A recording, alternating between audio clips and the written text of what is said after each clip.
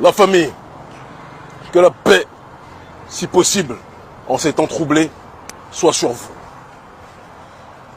Il n'était pas prévu que je réagisse aujourd'hui, mais comme beaucoup d'entre vous, je pense, j'ai entendu avec mon équipe les déclarations aujourd'hui d'Emmanuel Macron au sujet du Niger.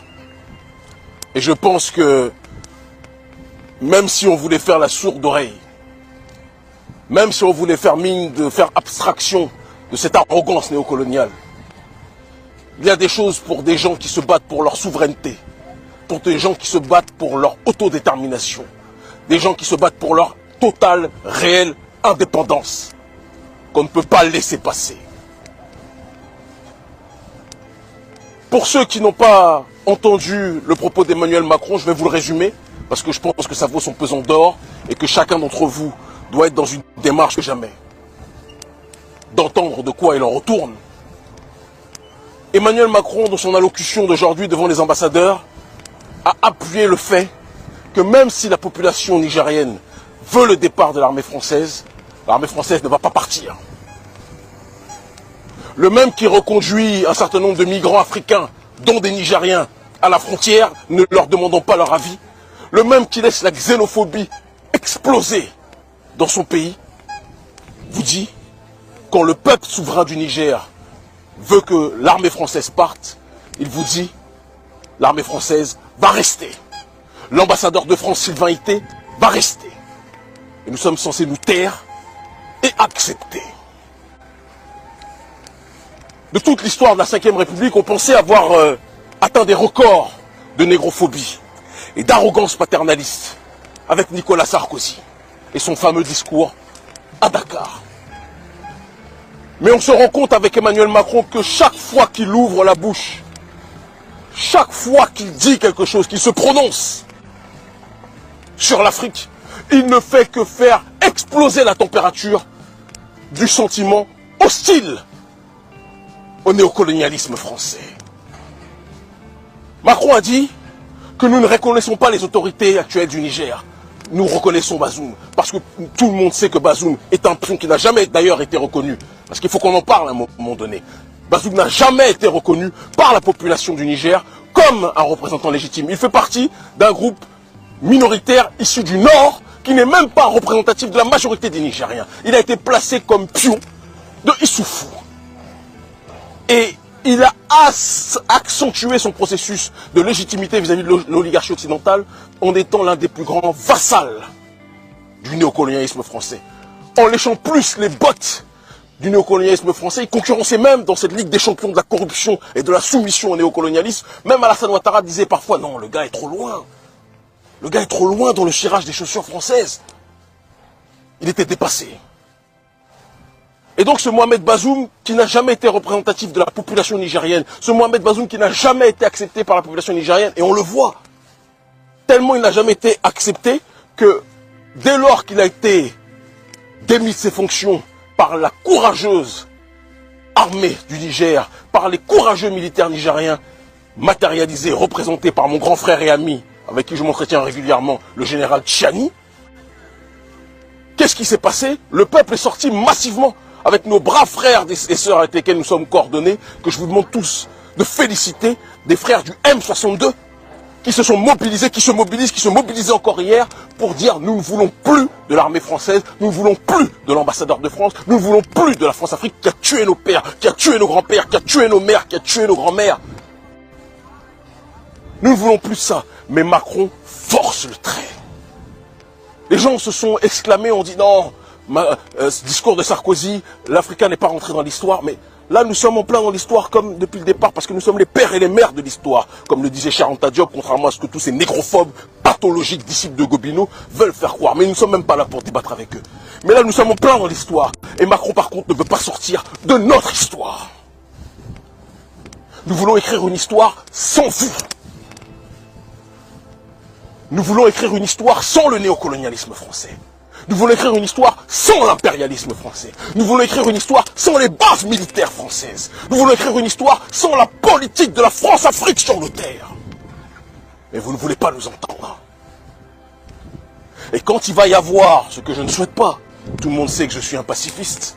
Mais quand il va y avoir un accident, vous direz encore une fois que ce sont les panafricanistes qui font monter la pression. Il est important qu'on dise les choses à la population française. Le prolétariat français n'est pas notre ennemi. Le peuple français qui souffre, les gilets jaunes qui souffrent, qui ne sont pas dans une démarche, précisons-le, de xénophobie. Parce qu'il est très facile d'être contre les immigrés africains ou les fils d'immigrés africains, mais vous ne vous attaquez jamais à l'oligarchie financière apatride dont vous taisez le nom par lâcheté. Comprenne qui devra comprendre. Mais les gilets jaunes, les prolétaires qui se battent pour leur souveraineté, qui se battent pour avoir plus de droits, sont les frères de lutte des populations prolétaires africaines. Ce n'est pas le prolétariat occidental notre ennemi, c'est l'oligarchie financière apatride. C'est très important qu'on le dise. Et elle peut être noire, elle peut être blanche, elle peut être musulmane, elle peut être juive, elle peut être chrétienne. Elle est de toutes les confessions, elle est de toutes les couleurs. C'est important qu'on le précise. Mais nous disons que de la même façon que quand De Gaulle, qui est loin d'être une référence pour nous, tout le monde sait à quel point je le méprise, mais les ennemis des uns peuvent être les héros des autres, je n'ai pas de problème dessus, et je respecte que De Gaulle soit un héros pour vous autres Français. Ce n'est pas le mien, ça ne le sera jamais. Mais à un moment donné, De Gaulle a dit qu'il faut que toutes les bases militaires étrangères quittent son pays. Vous avez dit que c'était un patriote. Mais quand les Africains disent qu'ils veulent que les bases militaires étrangères quittent leur pays, vous dites que nous sommes des extrémistes. Est-ce cohérent? Est-ce rationnel? Ou bien il y a un deux poids deux mesures en fonction de qui le dit? Si c'est l'homme blanc qui veut la souveraineté, c'est un chevalier. Si c'est l'homme noir et la femme noire qui veulent la souveraineté, ce sont des terroristes. Ça ne peut plus durer. Le terrorisme numéro 1 en Afrique, c'est l'impérialisme occidental.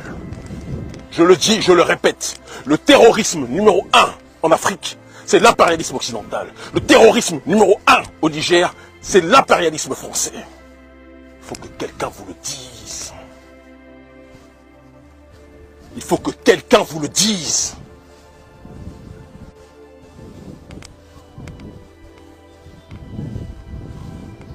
Il faut que quelqu'un vous le dise. La France a tué plus que n'importe qui. Le gouvernement français a tué plus que n'importe qui en Afrique. Vous nous parlez des terroristes. Les terroristes sont sponsorisés par qui? Les terroristes sont soutenus logistiquement et financièrement par qui? Quand vous voulez, gouvernement français, lutter contre un mal, on vous voit. Regardez ce que vous faites en Ukraine, toutes les armes que vous donnez aux Ukrainiens. Quand vous voulez aider un peuple dans sa souveraineté, entre guillemets, on voit tout ce que vous faites. Mais les Africains, vous nous donnez des pistolets à eau. Et la seule façon que vous avez de nous aider, c'est d'imposer votre présence pour sécuriser l'accès à nos propres ressources. Vous croyez qu'on est bêtes? Vous croyez qu'on est des gorilles? Mais même dans la planète des singes, même dans la planète des gorilles, mes chers amis, à la fin, les animaux que vous maltraitez finissent par se rebeller. Nous n'allons pas vous laisser continuer à nous manquer de respect. Et je dis à tous les dirigeants de la CEDEAO, à tous les dirigeants de la CEDEAO, et au président Patrice Talon, je sais que tout le monde a peur de lui dans ce pays, je n'ai pas peur de toi. Je n'ai pas peur de toi, président Talon.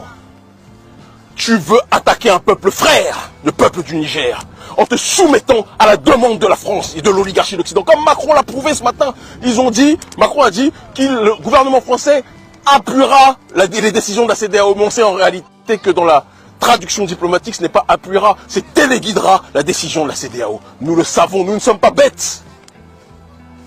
Talon, tu as mis la statue d'une Agodji, mais tu es dans ta politique quelqu'un qui assassinait les Agodji, quelqu'un qui vendait notre peuple au plus offrant. C'est le comportement que tu as aujourd'hui. Nous voulons la souveraineté et tu te soumets devant le gouvernement français. Et après tu m'envoies tes plaisantins comme le porte-parole, comment il s'appelle, Oumbedji, Léandre Oumbedji, qui nous dit, oui, les panafricanistes qui brûlent le franc CFA mais qui ne brûlent pas le passeport français. Oumbedji, tu as dit ça au fils de Patrice Talon qui lui-même a la double nationalité. Tu as dit ça à tous les enfants de ministres qui ont la double nationalité, petit hypocrite. Comme je l'ai dit hier, toi en débat, je te prends intellectuellement, psychologiquement, matin, midi et soir comme un antibiotique. Je n'ai pas peur de toi. Tu n'es pas outillé idéologiquement pour débattre avec les panafricanistes. C'est pour ça que personne ne t'écoute, ni au Bénin, ni en Afrique. Il faut vous faire de la rééducation géopolitique. Il y a eu des plaisantins qui nous ont dit, ah, Kémy, Wagner, le gars de Wagner est mort, donc Kémy ne pourra plus parler. Mais vous êtes tellement stupides que pour vous, les informations politiques qui comptent, ce sont les informations de France 24 et RFI. On ne parle plus à Prigozhin, paix à son âme, depuis 2019. 2019. Nous sommes en 2023. Et pourtant, nous ne sommes jamais autant déplacés dans le monde. Nous n'avons jamais mené autant d'actions politiques dans le monde. Nous n'avons jamais acquis autant de victoires symboliques et politiques en Afrique francophone. Parce que nous avons créé un écosystème politique